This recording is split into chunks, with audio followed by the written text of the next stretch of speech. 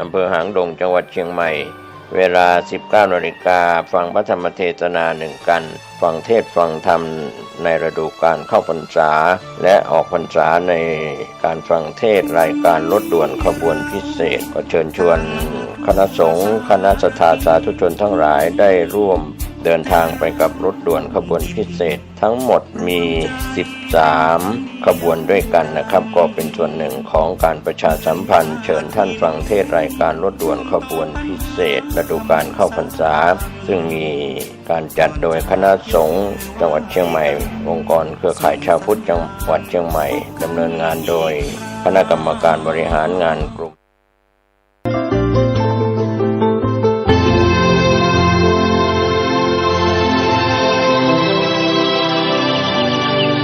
วันนี้เป็นวันพระขอเรียนเชิญพุทธศาสนิกชนทุกท่านมากลั่นจิตให้ใสกลั่นใจให้เป็นบุญด้วยการให้ทานรักษาศีลและเจริญจิตภาวนาน้อมจิตให้เข้าถึงพระรัตนตรัย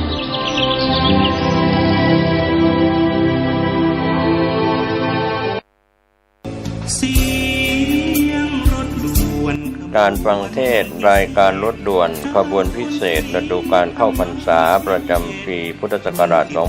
2566 จัดโดยคณะสงฆ์จังหวัดเชียงใหม่สภานักธรรมจังหวัดเชียงใหม่พุทธสมาคมจังหวัดเชียงใหม่ยุวพุทธิกสมาคมจังหวัดเชียงใหม่สภาวัฒนธรรมอำเภอเมืองเชียงใหม่มูลนิธิพุทธสมาคมชมรมอนุรักษ์วัฒนธรรมประเพณีท้องถิ่นจังหวัดเชียงใหม่ชมรมลูกเสือชาวบ้านจังหวัดเชียงใหม่ทศปชอำเภอเมืองเชียงใหม่ดำเนินงานโดยคณะกรรมการบริหารงานกลุ่มหนุ่มสาวจังหวัดเชียงใหม่วันพฤหัสบดีที่ 24 สิงหาคมขึ้น 8 ค่ำเดือน 11 เหนือเดินทางไปยังวัดหนองบัวตำบลหนองตองอำเภอหางดงจังหวัดเชียงใหม่เวลา 19 นาฬิกาฟังพระธรรมเทศนา1 กันฟังเทศฟังธรรมในฤดูกาลเข้าพรรษาและออกพรรษาในการฟังเทศรายการรถด่วนขบวนพิเศษก็เชิญชวนคณะสงฆ์คณะศรัทธาสาธุชนทั้งหลายได้ร่วมเดินทางไปกับรถด่วนขบวนพิเศษทั้งหมดมี13ขบวนด้วยกันนะครับก็เป็นส่วนหนึ่งของการประชาสัมพันธ์เชิญท่านฟังเทศรายการรถด่วนขบวนพิเศษฤดูกาลเข้าพรรษาซึ่งมีการจัดโดยคณะสงฆ์จังหวัดเชียงใหม่องค์กรเครือข่ายชาวพุทธจังหวัดเชียงใหม่ดำเนินงานโดยคณะกรรมการบริหารงานกลุ่มหนุ่มสาวจังหวัดเชียงใหม่ก็เป็นข่าวสารเพื่อการประชาสัมพันธ์รถด่วนขบวนพิเศษประจำปี 2566 นี้รวมจิตศรัทธา40 กว่าปีวนให้ลูกหลานท่านกำลังติดตามรับฟังสถานีวิทยุกระจายเสียงพระพุทธศาสนาแห่งชาติและสังคมคลื่นเพื่อการศึกษาพระพุทธศาสนาและวัฒนธรรมระบบ FM 104.5 เมกะเฮิรตซ์รายการต่อไปเป็นรายการคดีโลกคดีธรรมเป็นศาสนาสำหรับชาติเราศาสนาในสมัยนี้เป็นของที่แยกจากชาติไม่ได้เป็นความจำเป็นที่เราทั้งหลายผู้เป็นไทยจะต้องมั่นคงอยู่ในศาสนาพระพุทธซึ่งเป็นศาสนาสำหรับชาติเราพระพุทธศาสนาก็ดีหรือศาสนาใดก็ดีที่ตั้งมั่นอยู่ได้ก็ด้วยความมั่นคงของผู้เลื่อมใสตั้งใจที่จะรักษาและข้าพเจ้าพูดทั้งนี้ก็เพื่อชักชวนท่านทั้งหลายอย่างเป็นเพื่อนไทยและเพื่อนพุทธศาสนิกชนด้วยกันทั้งนั้นเพื่อความมั่นคงแห่งพระพุทธศาสนาข้าพเจ้ารู้สึกว่าได้ทำหน้าที่สมควรแก่อุปถัมภ์พระพุทธศาสนาเราจะตั้งใจรักษาศาสนาของเราด้วยชีวิตและถ้าท่านตั้งใจจะช่วยข้าพเจ้าในกิจอันใหญ่นี้แล้วก็จะเป็นที่พอใจข้าพเจ้าเป็นอันมากเพราะฉะนั้นเป็นหน้าที่ของเราทั้งหลายที่จะช่วยกันบำรุงรักษาพระพุทธศาสนาอย่าให้เสื่อมสูญไปการที่จะบำรุงพระพุทธศาสนาเราต้องรู้สึกก่อนว่าหลักของพระพุทธศาสนาคืออะไรเราจะถือว่าเราเป็นไทยด้วยกันหมดเราจะต้องรักษาความเป็นไทยของเราให้ยั่งยืนเราจะต้องรักษาพระพุทธศาสนา ให้ถาวรวัฒนาการอย่างที่เป็นมาแล้วหลายชั่วโคตรของเราทั้งหลาย พระบรมราโชวาทของพระบาทสมเด็จพระมงกุฎเกล้าเจ้าอยู่หัวรัชกาลที่ 6พระบรมราโชวาทก็ดีพระราชนิพนธ์ก็ดีหรือพระบรมราชโองการของพระมหากษัตริย์ถือเป็นบทบัญญัติแห่งกฎหมายทั้งหมดทั้งสิ้นการบัญญัติให้พระพุทธศาสนาเป็นศาสนาประจำชาติไทยไว้ในรัฐธรรมนูญจึงเป็นสิ่งที่ถูกต้องทั้งกฎหมายและทางโบราณราชประเพณีการบัญญัติให้พระพุทธศาสนาเป็นศาสนาประจำชาติไทยไว้ในรัฐธรรมนูญย่อมเป็นหลักค้ำประกันให้กับประชาชนคนไทยว่า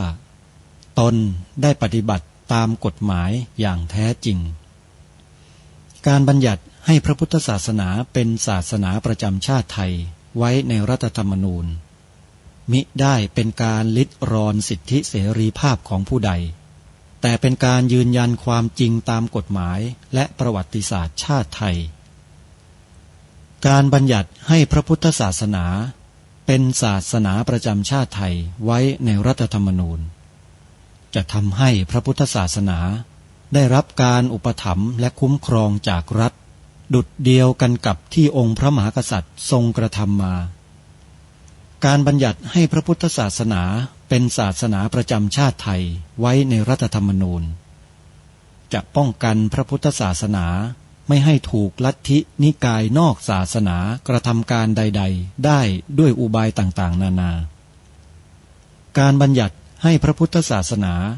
เป็นศาสนาประจำชาติไทยไว้ในรัฐธรรมนูญจะทำให้สังคมไทย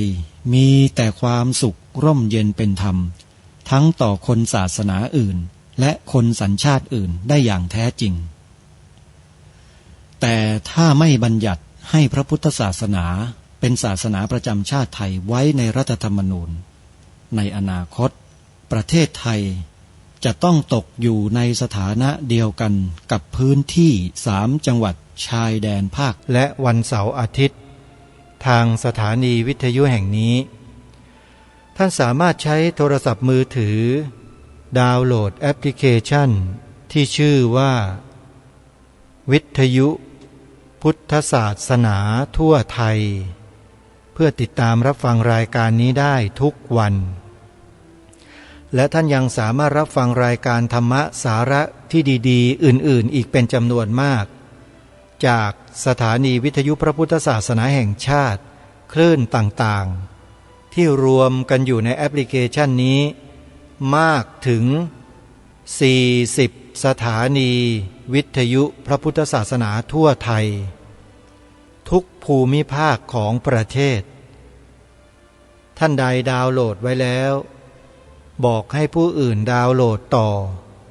ผู้บอกได้บุญซ้ำซ้อนได้บุญมากมายขออนุโมทนาสาธุท่านสาธุชนผู้ฟังทุกท่านในช่วงนี้เรามักจะได้ข่าวคราวเกี่ยวกับเรื่องภัยธรรมชาติเรื่องของดินฟ้าอากาศบ่อยมากถึงขนาดว่าทำนายกันว่ามนุษย์ในโลกจะได้รับผลกระทบอย่างรุนแรงอย่างนั้นอย่างนี้อะไรต่างๆอาตมาภาพคิดว่าสิ่งที่ยังมาไม่ถึงเนี่ยยังไงมันก็ไม่ใช่แต่ก็ไม่ได้หมายความว่าให้เราประมาทเราก็เตรียมตัวเตรียมกายเตรียมใจของเรารองรับถึงความเปลี่ยนแปลงของสภาพอากาศโลกเอาไว้เสมอมันอาจจะเกิดเร็วขึ้นกว่าที่เขาทำนายหรือว่าคาดเดาไว้ก็ได้หรืออาจจะเกิดในเวลานั้นก็ได้หรือแม้แต่จะเกิดหลังจากนั้นไปอีกนานก็ได้หรือไม่เกิดเลยก็ได้เหมือนกันทุกสิ่งทุกอย่างมันไม่แน่นอนให้ระลึกอยู่เสมอว่าสิ่งที่แน่นอนก็คือสติสัมปชัญญะของเรานี่แหละเป็นของที่แน่นอนที่สุด เราสามารถกำหนดได้ด้วยตัวของเราเอง สร้างให้มันเกิดให้มันมีขึ้นได้จริงๆแล้วเมื่อเกิดได้ขึ้นได้มีได้เมื่อไหร่ไอ้สติสัมปชัญญะนี่แหละมันจะเป็นเกราะป้องกันภัยทุกชนิดให้กับชีวิตของเราได้จริงๆไม่เช่นนั้นองค์สมเด็จพระสัมมาสัมพุทธเจ้าไม่ตรัสสอนพวกเราไว้เช่นนี้หรอกเพราะการเจริญสติสัมปชัญญะเนี่ยทำให้เรารู้เท่าทันสรรพสิ่งทั้งหลายทั้งปวงที่เกิดดับเกิดดับเกิดดับอยู่นั้นได้โดยเราไม่หลงไปตามสิ่งเหล่านั้นไม่ไปยึดมั่นถือมั่นต่อสิ่งเหล่านั้นจิตใจเราก็ปล่อยวางเบาโล่งโปร่งสบายนั่นแหละเขาเรียกว่ามหาโจรยังบอกว่าเป็นคำสอนพระพุทธเจ้าอีกอาตมาภาพเนี่ยพูดถึงเรื่องนี้แล้วมันหยุดไม่ลงเพราะฉะนั้นอย่าไปไกลเดี๋ยวไม่ได้ฟังธรรมะกันโยมวันนี้ตั้งใจจะให้ฟังกันจนจบในเรื่องของวิปัสสนาญาณเป็นปัญญาญาณขั้นวิเศษสุดๆเลยที่จะนำมนุษย์เรานั้นไปสู่ความหลุดพ้นได้จริงๆส่วนลัทธิอื่นใครอื่นก็แล้วแต่ที่มาแอบอ้างคำสอนของพระสัมมาสัมพุทธเจ้าแบบเรียบๆเคียงๆใช้ศัพท์ใช้แสงหนีทางพระพุทธศาสนาไปเนี่ยขอให้พวกเราได้รู้ไว้ด้วยว่าคนเหล่านั้นน่ะเอาคำสอนของพระพุทธเจ้าเราไปแปลงโยมระวังให้ดีนะฟังได้ปฏิบัติได้แต่สภาวะต้องเป็นไปตามที่องค์สมเด็จพระสัมมาสัมพุทธเจ้าตรัสไว้เท่านั้นโยมจึงจะถูกต้องถ้าไม่ใช่แล้วผิดหมดซึ่งวันนี้เราจะได้มาฟังท่านเจ้าประคุณสมเด็จพระพุทธโฆษาจารย์ปอ.ประยุตโตท่านได้กล่าวแสดงอธิบายขยายความเรื่องของวิปัสสนาญาณไม่ว่าจะเป็นวิปัสสนาญาณ9ที่มีมาในคัมภีร์วิสุทธิมรรควิปัสสนาญาณ16ที่มีมาในคัมภีร์พระอภิธรรมมัทธสังคหะสิ่งเหล่านี้ถือว่าเป็นสิ่งที่ไม่ขัดแย้งกันสอดคล้องกันถึงจะมีตัวเลขจำนวนต่างกันก็ตามแต่ละข้อนั้นสอดรับกันหมดเลยโยมอย่าไปสงสัยว่าทำไมคัมภีร์วิสุทธิมรรคเขียนไว้แค่วิปัสสนาญาณ9แล้วทำไมคัมภีร์พระอภิธรรมเขียนถึง16ก็ไม่แปลกโยมเพราะผู้ที่ตรัสรู้อนุตตรสัมมาสัมโพธิญาณท่านมีความรู้ละเอียดลึกซึ้งในสายของพระอภิธรรมโยมละเอียดมากๆนั่นคือปัญญาระดับที่ตีแตกแยกออกแบบละเอียดมากๆท่านก็สามารถขยายความได้แต่ในคัมภีร์วิสุทธิมรรคนั้นท่านขยายได้9แต่อภิธรรมมัทธสังคหะขยายได้16ก็ถือว่าเป็นสิ่งที่ดีเราก็ศึกษาทั้งสองอย่างนั่นแหละแล้วเราก็จะทราบจากการฟังคำอธิบายของพระเจ้าประคุณสมเด็จพระพุทธโฆษาจารย์นี่แหละว่าท่านจะเทียบเคียงให้เราเห็นถึงความสอดคล้องสอดรับกันของหลักธรรมที่องค์สมเด็จพระสัมมาสัมพุทธเจ้าจัดสอนไว้เนี่ยแล้วก็มีผู้นำมาขยายความให้เราได้เข้าใจละเอียดลึกซึ้งมากยิ่งขึ้นว่าไม่ขัดแย้งกันเลยยกเว้นกลุ่มบุคคลที่แอบอ้างคำสอนของพระพุทธเจ้าแล้วมาด่าพระทั่วประเทศว่าเป็นมหาโจรนะพวกนี้ไม่ใช่อย่าไปหลงเชื่อเด็ดขาดบาปกรรมกินหัวลงนรกหลังจากตายจากชาตินี้จำไว้เชียวนะอย่าไปตามคนพวกนี้นะจะบอกให้บาปมหันต์เชียวเอาละเพื่อไม่ให้พวกเราตกล่วงคุณงามความดีเรามาฟังธรรมบรรยายในช่วงสุดท้ายในเรื่องของศีลสมาธิปัญญาที่ท่านเจ้าประคุณสมเด็จพระพุทธโฆษาจารย์ปอ.ประยุตโตท่านได้บรรยายให้ความรู้พระใหม่ไปเรียนธรรมซึ่งเป็นเทปธรรมบรรยายชุดดังกล่าวนี้ที่ลูกศิษย์ลูกหาของท่านเจ้าประคุณสมเด็จได้ทำเผยแพร่อยู่ในโลกโซเชียลเดี๋ยววันนี้เรามาฟังเรื่องวิปัสสนาญาณมาเริ่มกันตั้งแต่สัจจญาณไปเลยนะโยมนะกลับย้อนมานิดนึง เพื่อจะไปฟังโคตรภูญาณมัคคยานผลญาณและก็ปัจเจเวคขณะญาณในที่สุดแล้วท่านเจ้าพระคุณสมเด็จก็จะสรุปทั้งหมดให้พวกเราได้ฟังกันในตอนท้ายด้วยเพื่อไม่ให้เป็นการเสียเวลาเดี๋ยวเราไปติดตามรับฟังพร้อมๆกันได้นะบัดนี้ที่เป็นอิสระแท้จิตเป็นอิสระแท้ไม่ใช่จิตปฏิกิริยาจะไปเบื่อหน่ายจะไปหนีจะไปอะไรไอ้นั่นเป็นเพียงขั้นตอนนะแต่ถ้าไม่อาศัยไม่ได้ขั้นนั้นมาก็ไม่ถึงขั้นนี้เหมือนกันนะเอานะก็ได้สังขารุปเปกขาญาณญาณที่อย่างรู้ทำให้วางใจเป็นกลางต่อสังขารนะต่อไปตอนนี้พอวางใจเป็นกลางสังขารได้ทีนี้มันก็เกิดความพร้อมขึ้นมาเลยจิตก็โน้มไปคล้อยไปตามเห็นความจริงสอดคล้องกับความเป็นจริงที่แท้เรียกว่าสัจจานุโลมิกญาณแปลว่าญาณที่คล้อยตามสัจจะหมายความว่าเห็นตรงสอดคล้องกับความเป็นจริงที่แท้ของสิ่งทั้งหลายแต่ก่อนนี้มันเห็นไม่ตรงใช่ไหมตอนนี้เห็นคล้อยตรงตามสัจจะ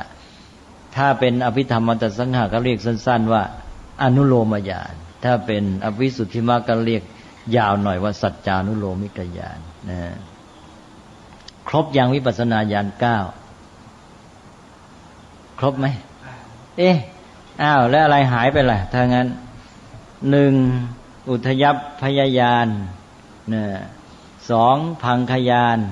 3พยตูปฐานญาณแล้วก็4นิพพาทีนวญาณ5นิพพิทายาน6มุนจิตุกรรมยตายานหายตัวนี้หายตัวมุนจิตุกรรมยตายานมุนจิตุกรรมยตายานก็เป็นตัวที่อยากจะพ้นไปเมื่อกี้ลืมพูดไปนะพอมันหน่ายแล้วมันก็อยากจะพ้นไงล่ะนะต่อจากนี้พิทายานนะหน่ายแล้วทีนี้มุนจิตุกรรมยตายานตอนนี้อยากจะพ้นไปแล้วไม่เอาและเลิกจะออกจะหลุดมุนจิตกรรมยตายานญาณที่ทำให้อยากจะพ้นไปเสียพออยากจะพ้นไปเสียก็ปฏิสังขารญาณก็มาทบทวนนะหาทางออกหาทางเพื่อพ้นไปเสียเป็นปฏิสังขารญาณแล้วก็มาเป็นสังขารุปเปกขาญาณแปลว่าญาณที่ทำให้วางใจเป็นกลางต่อสังขารใช่ไหมตอนนี้เป็นอันว่าจิตเรียบสงบแล้วก็มาสัจจานุโลมิกญาณญาณที่เห็นคล้อยตามสัจจะ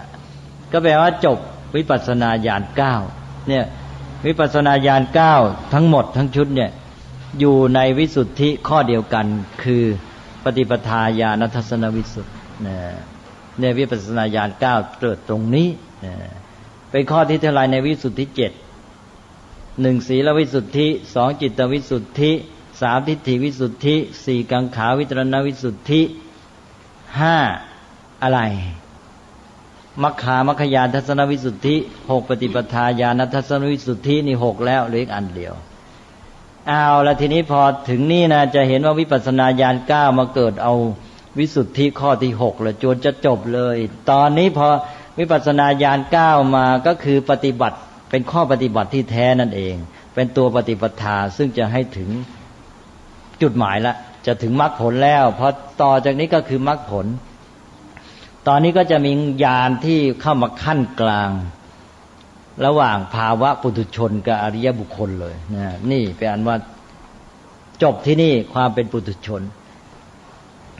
ญาณตอนนี้ก็เป็นญาณที่อยู่ช่วงระหว่างไม่จัดเข้าในวิสุทธิข้อไหน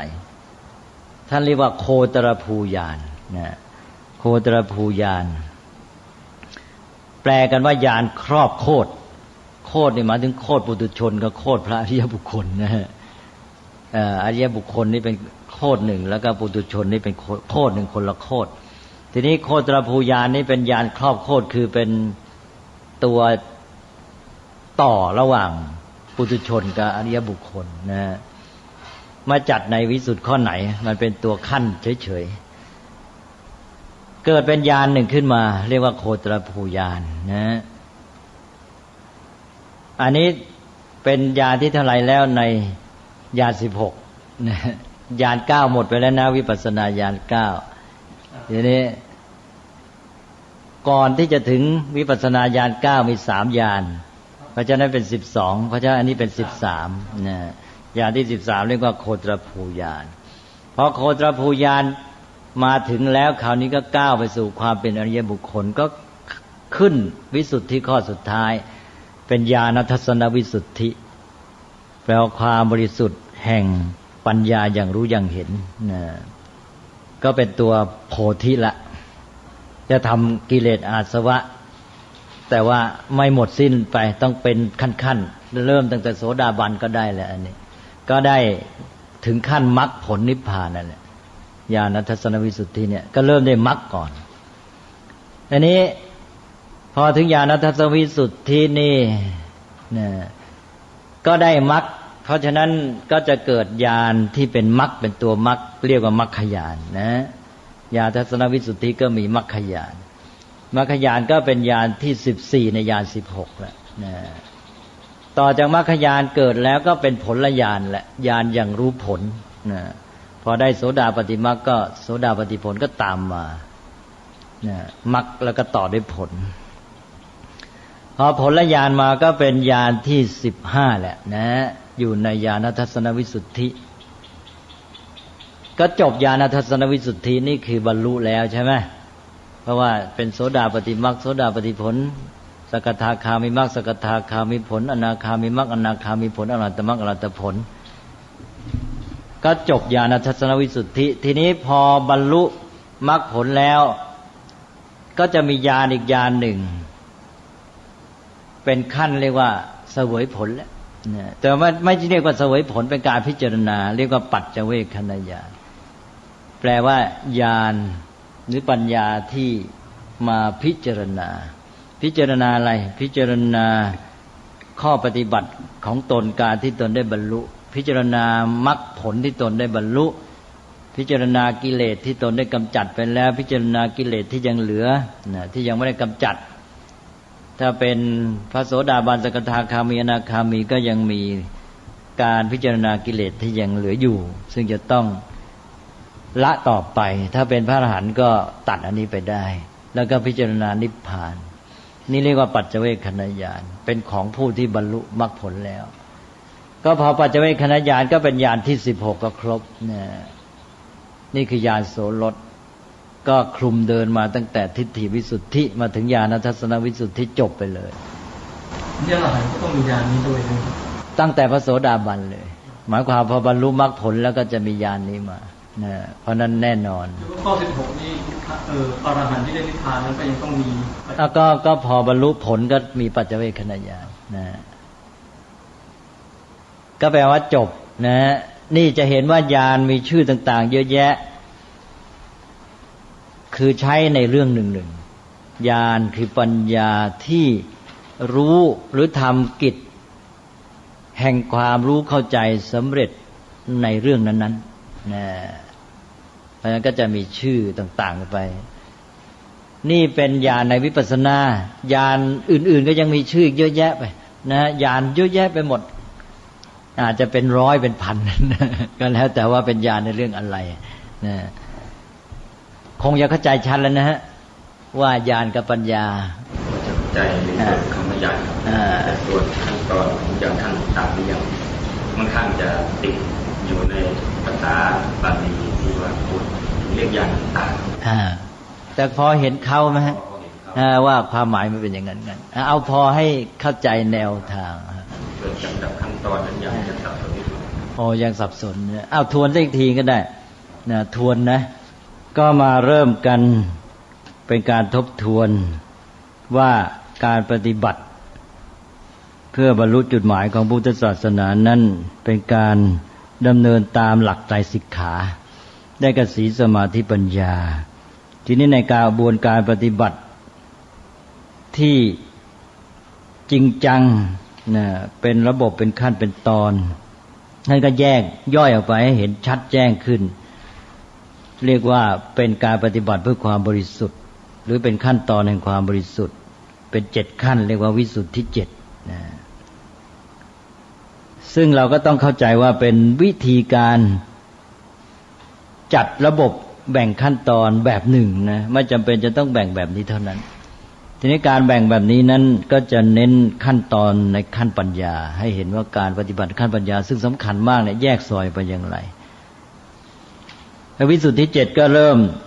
ตามในไตรสิกขาข้อที่1ก็ศีลวิสุทธิความบริสุทธิ์แห่งศีล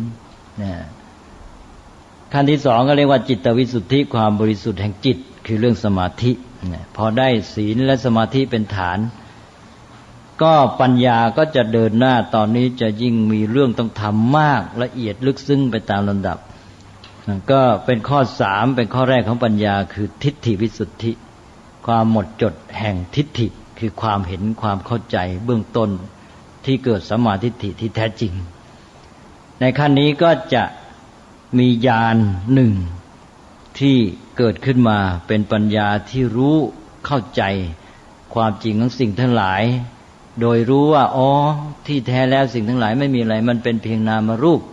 คือเป็นสภาวะตามธรรมชาตินะ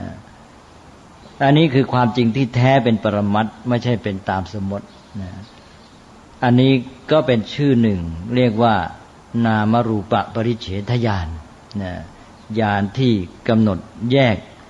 นามและรูปได้นะเป็นญาณที่1ในญาณ16ต่อไปพอได้ญาณที่1แยกนามรูปได้แล้วมีความเห็นถูกต้องเป็นทิฏฐิวิสุทธิ์ก็ก้าวไปสู่ขั้นต่อไปก็คือว่าสามารถมองเห็นว่าอ้อนามรูปที่มันปรากฏอย่างเงี้ยมันมีเพราะปัจจัยมันเป็นไปตามปัจจัยของมันว่าอันนี้เป็นเพราะอันโน้นเนี่ยเกิดการเห็นเป็นปรากฏการณ์เป็นนามรูปอย่างนี้มันเกิดเพราะปัจจัยอะไรมันมีอะไรจึงทำให้เกิดขึ้นตอนนี้แสดงว่าจับปัจจัยได้เรียกว่าปัจจยปริฆายานหรือจะเรียกเต็มว่านามรูปปริฆายานก็ได้ก็จะเป็นความบริสุทธิ์อีกขั้นหนึ่งเป็นปัญญาที่ก้าวไปถึงขั้นรู้ปัจจัยก็เรียกว่าเป็นกังขาวิตรณวิสุทธินะเป็นญาณที่ทำให้ข้ามพ้นความสงสัยนี้ต่อไปนะจากนี้ก็จะเกิดญาณต่อมาอีกคือว่านอกจากมองเห็นความจริงของสิ่งทั้งหลายที่เป็นนามรูปเป็นสภาวะล้วนๆเป็นไปตามธรรมชาติเป็นของในธรรมชาติเป็นไปตามปัจจัยของมันแล้วมันก็มีอาการเกิดขึ้นตั้งอยู่ดับไปเป็นไปตามพระไตรลักษณ์เป็นอนิจจังทุกขังอนัตตาตอนนี้ก็เป็นญาณที่เรียกว่าสัมมัสสนญาณแต่เป็นขั้นที่พิจารณายังไม่ได้มองเห็นชัดเจนเลยนะเป็นขั้นพิจารณาท่านจึงในวิสุทธิมรรคไม่จัดเข้าในวิปัสสนาญาณแต่ว่าอภิธรรมมัตตสังหารนี้จัดเข้าด้วยตอนนี้มันก็เริ่มเข้าสู่ทางที่ถูกต้องออกจาก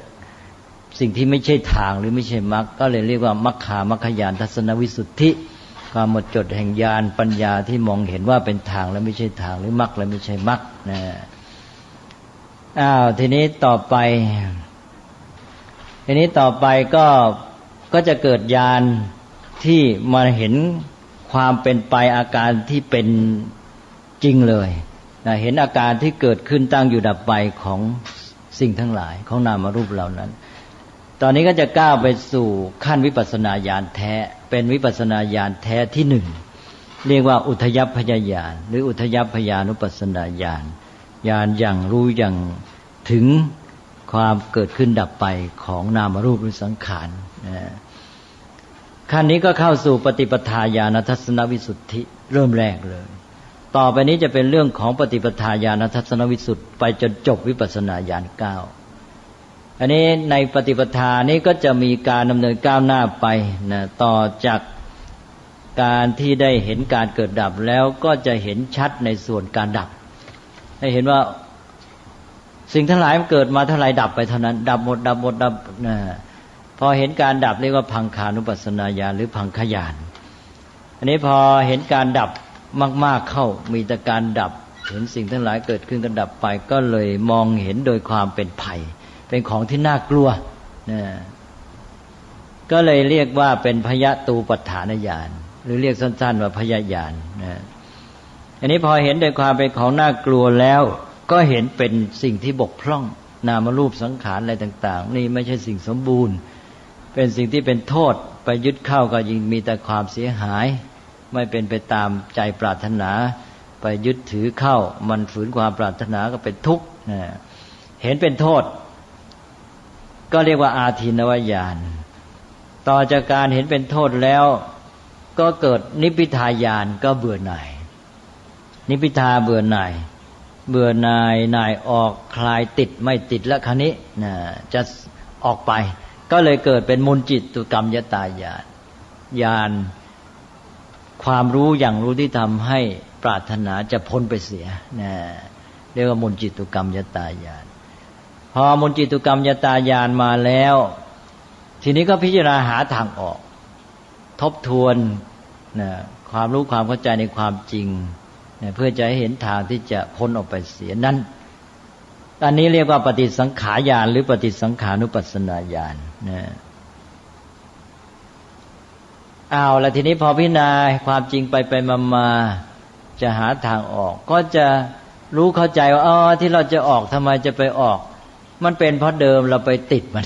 ก็เกิดปฏิกิริยาจะออกความจริงสิ่งทั้งหลายก็เป็นของมันอย่างนี้มันเป็นธรรมชาติไม่ได้ดี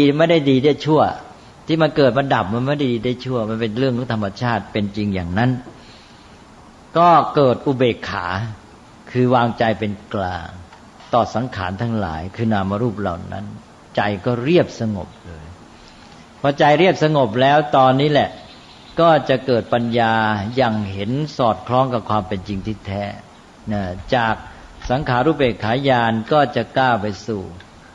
สัจจานุโลมิกญาณญาณที่คล้อยตามสัจจะหรือเรียกสั้นๆว่าอนุโลมญาณเป็นญาณสุดท้ายเป็นวิปัสสนาญาณที่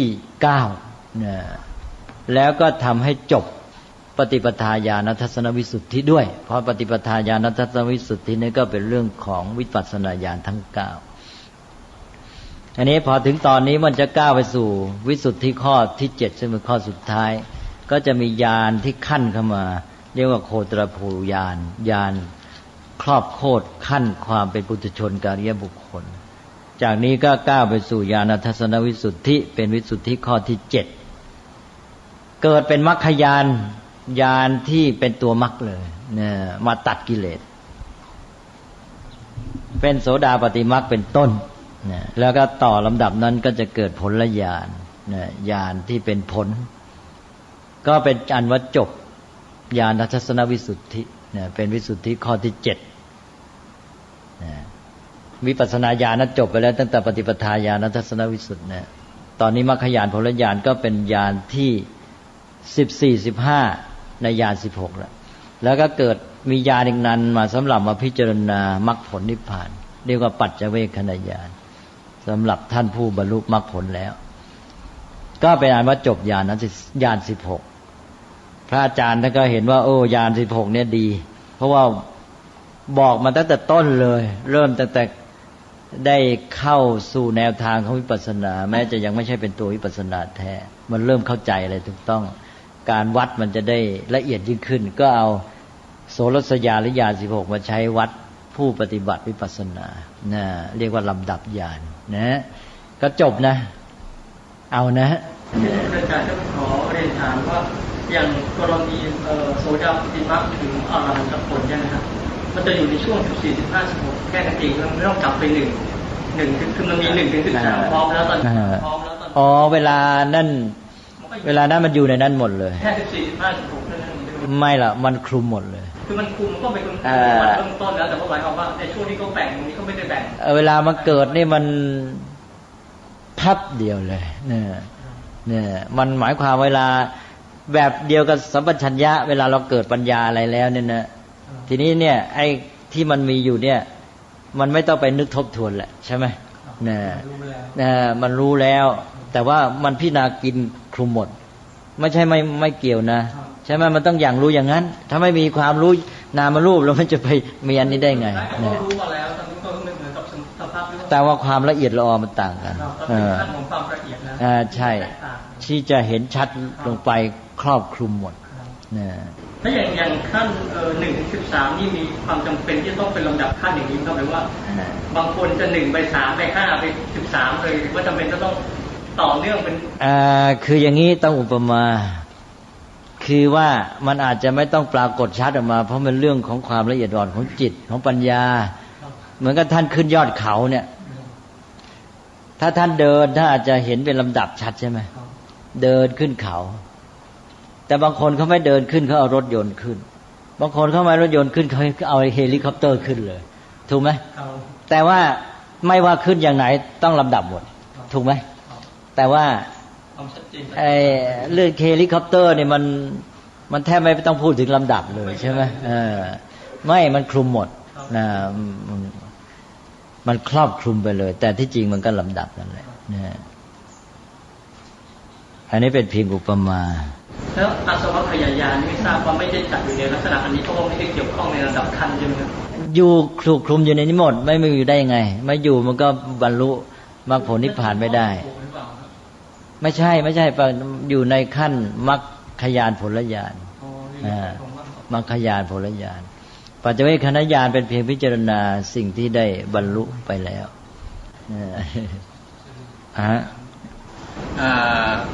โคตรภูญาณนี่เป็นระหว่างปุถุชนกับอริยะใช่ฮะญาณครอบโคตรตัวขั้นระหว่างความเป็นปุถุชนกับอริยบุคคลอันนี้คนที่ได้โคตรภูญาณแล้วนี่ไม่ทราบว่าจะถือว่าเป็นอริยบุคคลได้หรือยังมันไม่มายังไม่ได้ยังไม่ใช่มันไม่มาอยู่อย่างนั้นหรอกมันเป็นเพียงญาณที่มาขั้นแล้วมันก็ก้าวไปเลยมันไม่ใช่ของที่มาหยุดอยู่ได้เปล่าถูกแล้วผมรู้ว่าพวกนี้จะพริบตาเดียวแต่หมายว่าถ้าพูดถึงว่าช่วงจังหวะที่ได้และจังหวะที่เขาหยุดตัวโคตรภูญาณไม่ได้เป็นมรรคเป็นผลใช้ไม่ได้ไม่เป็นมรรคเป็นผลการที่จะเป็นอริยบุคคลต้องได้มรรคญาณไม่มีเป็นตัวเด็ดขาดคือถ้าไม่ได้มรรคญาณก็แปลว่าไม่มีทางมันยังไม่ได้เป็นอริยบุคคลเพราะตัวตัดสินมันอยู่ที่นี่โสดาปัตติมรรคโสดาปัตติมรรคก็เรียกเต็มก็โสตาปัตติมรรคญาณใช่ไหมก็ยาวแล้วนะวันนี้นะก็บอกแล้วว่าเป็นความรู้พิเศษคือว่าเรายังพูดกันในเรื่องทั่วๆไปก่อนแต่ตอนนี้กลายเป็นมาพูดถึงเรื่องข้อปฏิบัติจำเพาะก็เอาพอประดับความรู้ไว้นะก็อาจจะมาคุยกันเรื่องปัญญาในแง่อื่นๆต่ออีกบ้างแล้วเราเช้านี้ก็เอาเท่านี้ก่อนก็แล้วกันนะ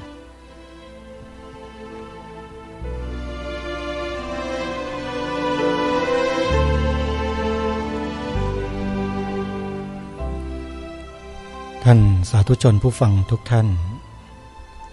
ที่เราฟังจบไปนั้นเป็นธรรมบรรยายในชุดตามพระใหม่ไปเรียนธรรมจัดทำโดยวัดยานเวศกวันตำบลบางกระทึกอำเภอสามพรานจังหวัดนครปฐมโดยท่านเจ้าประคุณสมเด็จพระพุทธโฆษาจารย์ปอ.ประยุตโตท่านได้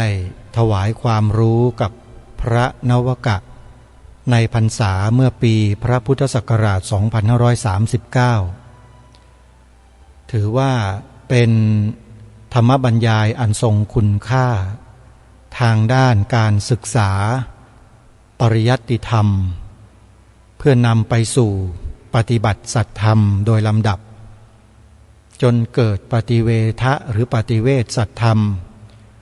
ยังพระศาสนาให้เจริญรุ่งเรือง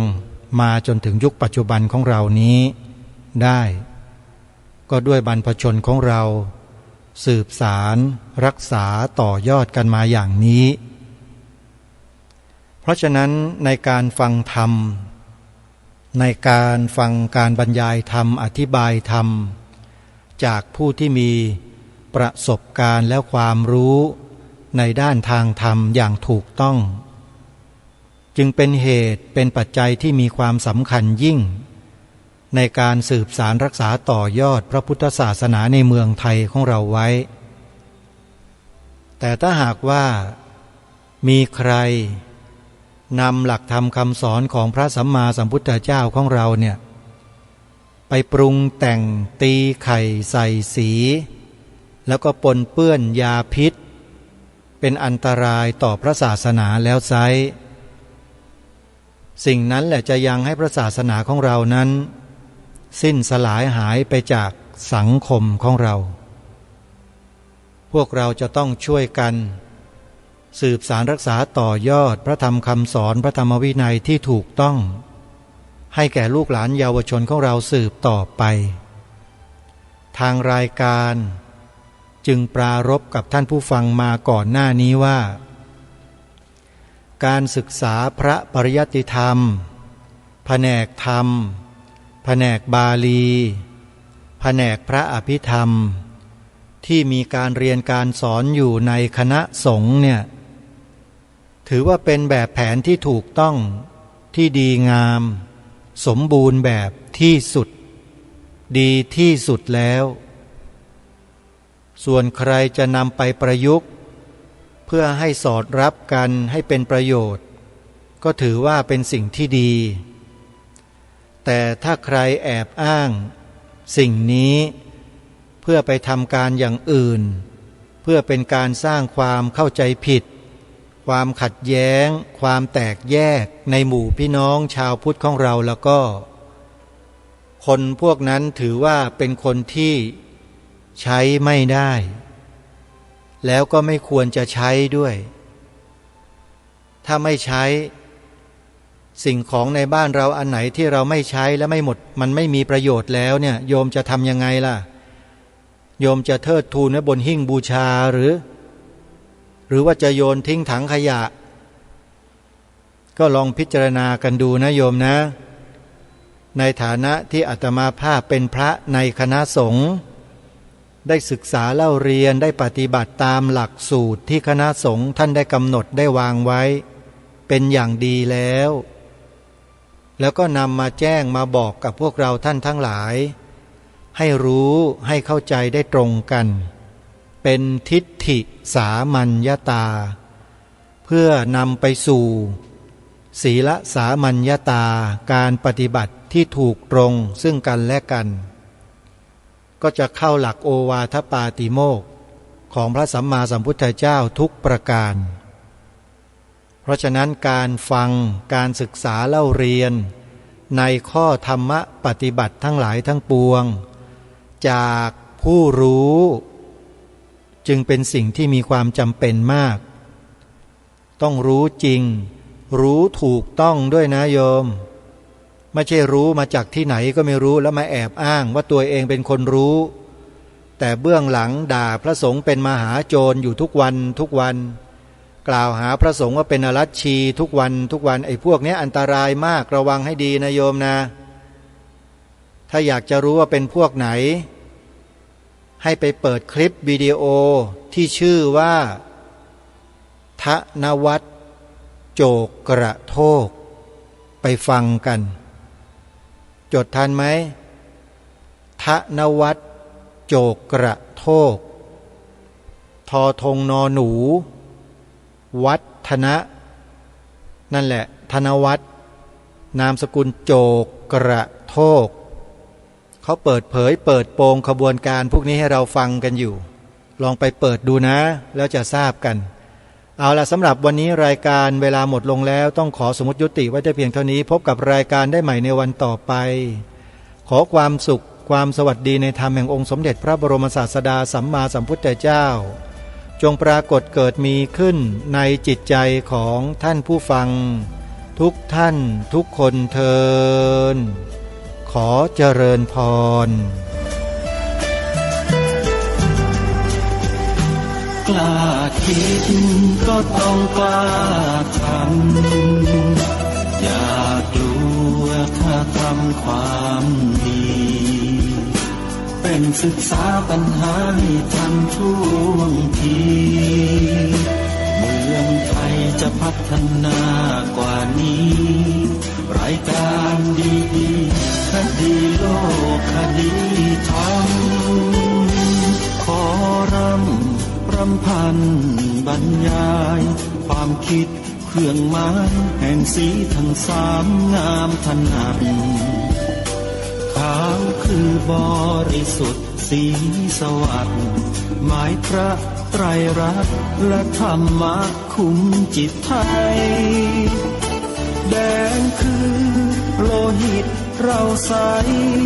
ซึ่งยอมสละได้เพื่อรักษาชาติศาสนาน้ำเงิน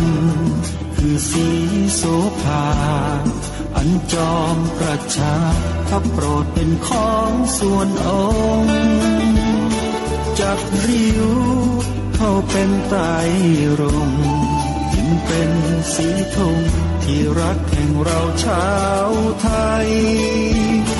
ทหารอวตารนำไปยงยุทธวิชัยวิชิตก็ชูเกียรติสยามประเทศไทยที่เจริญมั่นคงมาได้จนถึงทุกวันนี้มิได้เกิดขึ้นจากความหวาดกลัวอย่างคลาดเขลาแต่บรรพบุรุษไทยของเราทุกยุคทุกสมัยล้วนแต่มีความกล้าหาญและชาญฉลาดปกป้องเอกราชสร้างชาติให้เกิดความมั่นคงโดยมีธงแห่งพระไตรรัตน์เป็นเครื่องนำชัยจึงเป็นที่มาที่ไปของรายการคดีโลกคดีธรรม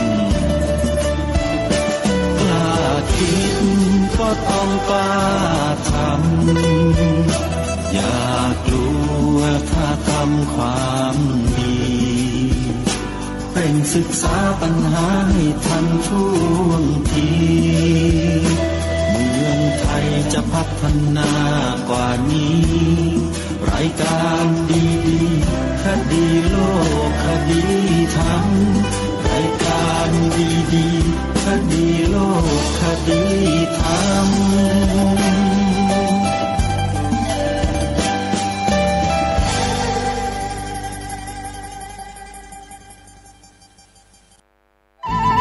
ที่จบไปแล้วนั้นเป็นรายการ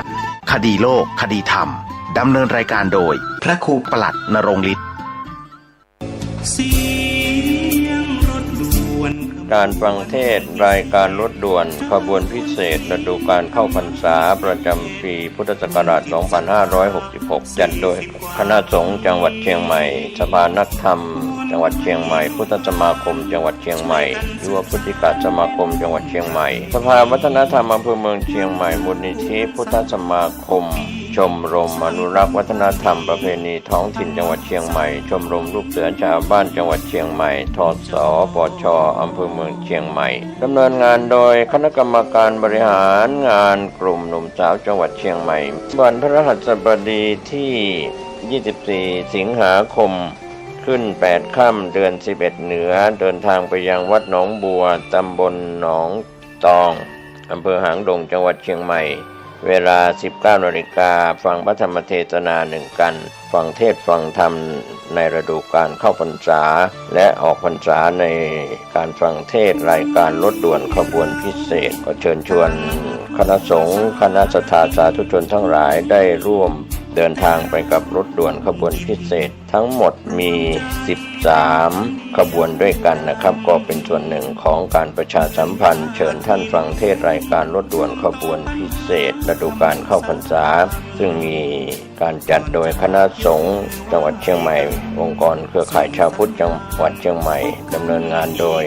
คณะกรรมการบริหารงานกลุ่มหนุ่มสาวจังหวัดเชียงใหม่ก็เป็นข่าวสารเพื่อการประชาสัมพันธ์รถด่วนขบวนพิเศษประจำปี 2566 นี้ร่วมจิตศรัทธา40 กว่าปีวอนให้ลูกหลาน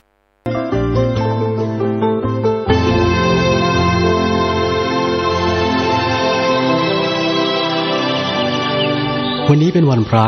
ขอเรียนเชิญพุทธศาสนิกชนทุกท่านมากลั่นจิตให้ใสกลั่นใจให้เป็นบุญ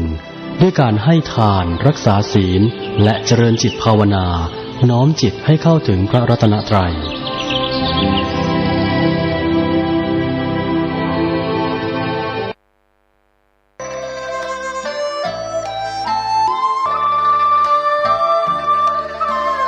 ขอเชิญร่วมบูรณะปิดทองพระเจ้าตาเขียวและบูรณะปฏิสังขรณ์พระธาตุเจดีย์มงคลธรรมณ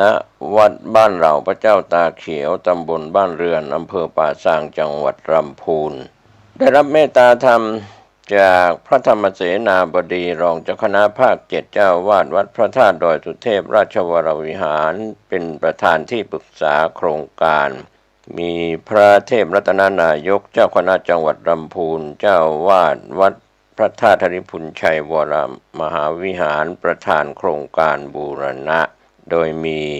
พระครูภาวนาโสภิตฝ่ายวิปัสสนาผู้ช่วยศาสตราจารย์ด็อกเตอร์เจ้าวาดวัดบ้านเหล่าพระเจ้าตาเขียวรองประธานโครงการบูรณะท่านที่จะร่วมบุญบูรณะได้ที่บัญชีวัดบ้านเหล่าพระเจ้าตาเขียวธนาคารธกส.เลขที่บัญชี020-188-714-571ติดต่อสอบถามร่วมทำบุญได้ที่พระครูภาวนาโสภิตเจ้าอาวาสวัดบ้านเหล่าพระเจ้าตากเขียวโทรศัพท์096-952-5159ได้ทุกวันนะครับก็เป็นส่วนที่จะได้ร่วมบุญร่วมกุศลในการบูรณะปิดทองพระเจ้าตาเขียวบูรณะปฏิสังขรณ์พระธาตุเจดีย์มงคลธรรมของวัดบ้านเหล่าพระเจ้าตากเขียวตำบลบ้านเรือนอำเภอป่าสร้างจังหวัดลำพูนเชิญท่านร่วมบุญร่วมกุศลเดินทางไปที่วัดหรือทำบุญทางออนไลน์ผ่านธนาคารธกส.ได้ก็อนุโมทนาสาธุกับท่านที่จะได้บูรณะปฏิสังขรณ์พระธาตุเจดีย์และพระเจ้าตากเขียวได้บุญได้กุศลโดยทั่วหน้ากัน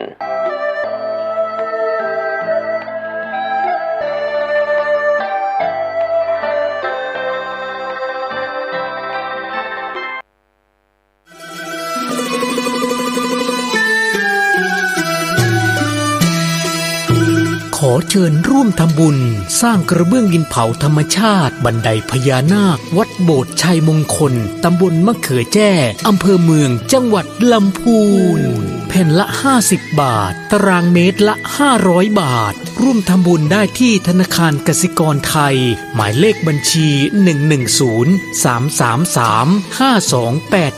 110-333-5287ชื่อบัญชีวัดโบสถ์ติดต่อสอบถาม092-565-4536หรือสอบถามทางไลน์ ID @209LIMJR การก่อสร้างบันไดนาคราชสู่พระนิพพานณปริยนันทธรรมสถานในครั้งนี้จึงนับว่าเป็นรากฐานแห่งความสมบูรณ์แห่งบุญอานิสงส์ในกองบุญครั้งนี้สาธารณจังหวัดเชียงใหม่คลื่นพัฒนาคุณภาพชีวิตFM 92.25 เมกะเฮิรตซ์บริหารและจัดการโดยวัดป่าแดงมหาวิหารส่งกระจายเสียงจากเลขที่71หมู่ที่14บ้านใหม่หลังมอตำบลสุเทพอำเภอเมืองจังหวัดเชียงใหม่รหัสไปรษณีย์50200หมายเลขโทรศัพท์081881881569 052000636-7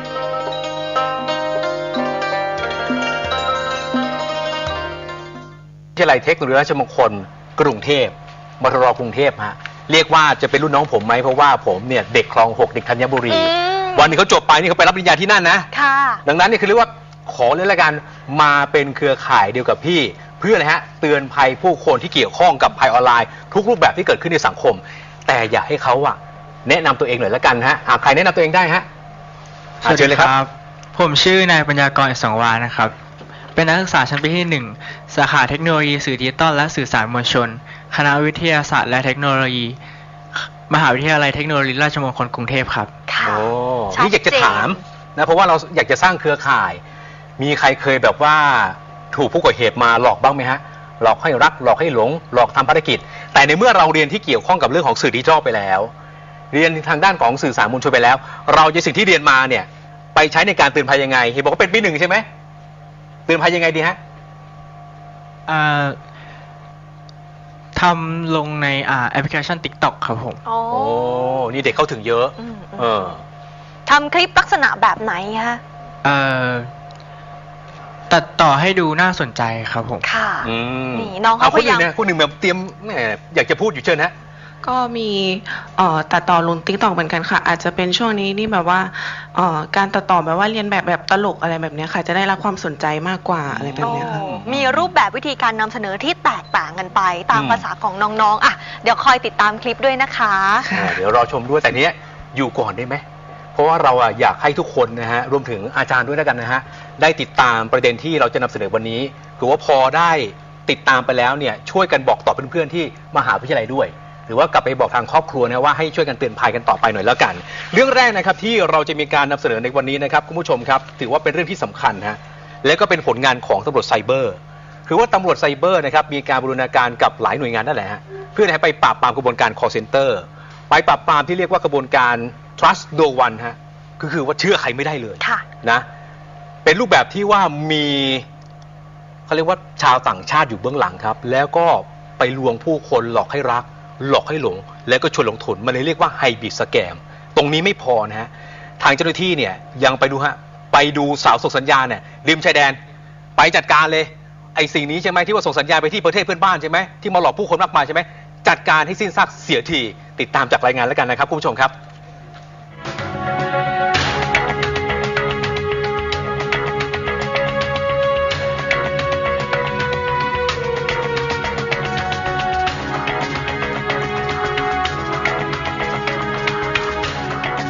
ปฏิบัติการทัชโนวัน EP 4